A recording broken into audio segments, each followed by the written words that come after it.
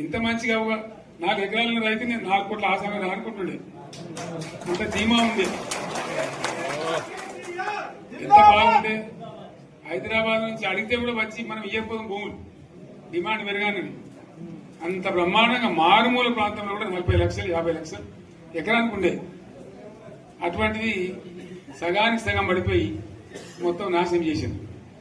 వీళ్ళు ఇట్లే వదిలిపెడితే ఇంకింత నాశనం అవుతుంది. కాబట్టి మనం కొట్లాడాల్సిందే.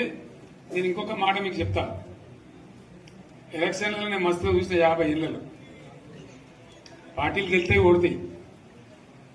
ఇంత మాయలు ఏడాది లోపలనే కాంగ్రెస్ పార్టీ దొరికితే కొడతాం రాని అంత గొప్పగా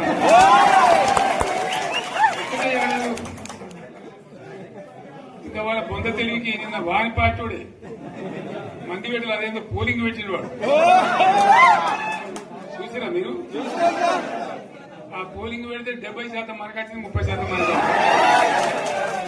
వాడు పెట్టింది మనం పెట్టింది కాదు. 75 ఇది పరిస్థితి. అదే నేను ఏమంటున్నా అంటే ఫామ్ హౌస్ అంటే ఏముంటది, వారి ఉంటది, మాకు ఉంటది, అల్లం ఉంటది. కాంగ్రెస్ వాళ్ళు ఎంత మంచి చేస్తే పారబడి తవ్వచ్చు కూడా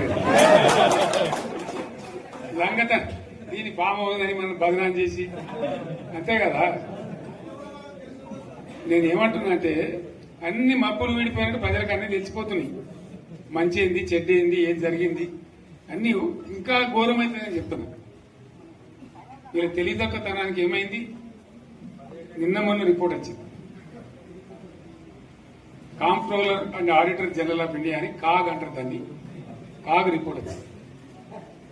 పోయిన సంవత్సరం మన గవర్నమెంట్ లో వచ్చిన ఆదాయం కంటే 13,000 కోట్ల రూపాయల ఆదాయం తగ్గిపోయింది.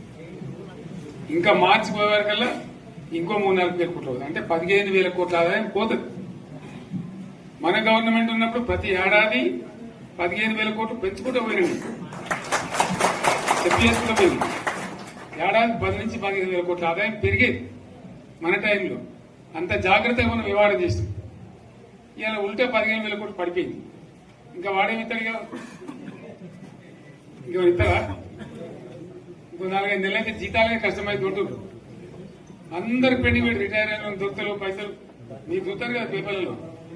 సో ఆ విధంగా రాష్ట్ర ఆర్థిక పరిస్థితిని కూడా దివాలా తీయించారు.